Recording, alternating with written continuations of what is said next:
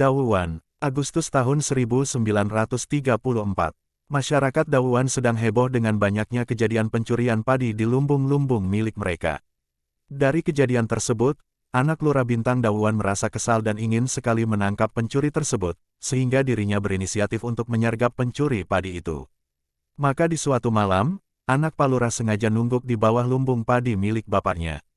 2 malam berlalu, tak ada satu orang pun yang datang, dan di malam ketiga, terlihatlah oleh anak Pak Lurah 2 orang laki-laki mengendap-endap mendekati lumbung padinya. Anak Pak Lurah sengaja diam menunggu agar kedua orang tersebut masuk ke lumbung. Dan ketika salah satu dari kedua orang itu masuk dan mengambil padi, anak Pak Lurah membentaknya, "Padi yang dalam pikulannya si pencuri terjatuh, hayo sia, gening sia bangsatna," ucap anak Pak Lurah tersebut. Dibentak seperti itu, teman si pencuri yang menunggu di luar langsung melarikan diri. Berbeda dengan si pencuri yang masuk ke lumbung, dia malah mengeluarkan golok di balik bajunya dan balik mengancam. Maka terjadilah perkelahian. Golok di tangan si pencuri berhasil direbutnya dan anak Pak Lurah berhasil membacok pundak kanan si pencuri. Si pencuri itu pun roboh bersimbah darah lalu meninggal di tempat. Setelah itu, anak Pak Lurah berteriak memanggil warga, "Bangsat parete ges benang," ucapnya berulang-ulang sehingga dalam sekejap banyak warga Dawuan yang datang dan berkumpul di lokasi kejadian.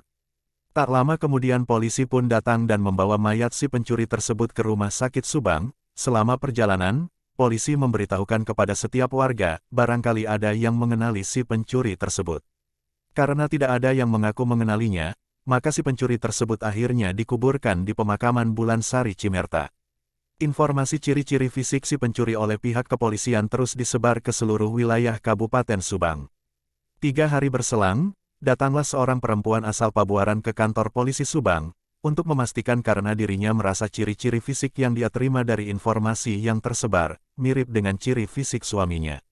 Setelah di kantor polisi, perempuan tersebut ditunjukkan barang-barang dari si pencuri tersebut yaitu 1 setel baju warna biru, celana panjang warna putih dan 1 buah jam tangan. Perempuan tersebut histeris, menangis sejadi-jadinya di kantor polisi, karena memang pencuri yang meninggal tersebut adalah suaminya. Setelah reda tangisnya, polisi mulai menanyai si perempuan tersebut, dan menurut keterangan si perempuan tersebut, tidaklah mungkin suaminya melakukan tindak pencurian, karena di kampungnya suaminya adalah termasuk orang yang cukup berada, pekerjaan suaminya adalah bandar kerbau dan terakhir dia berpamitan ke istrinya akan pergi ke Dawuan untuk menagih hutang ke anak Lurah Bintang Dawuan.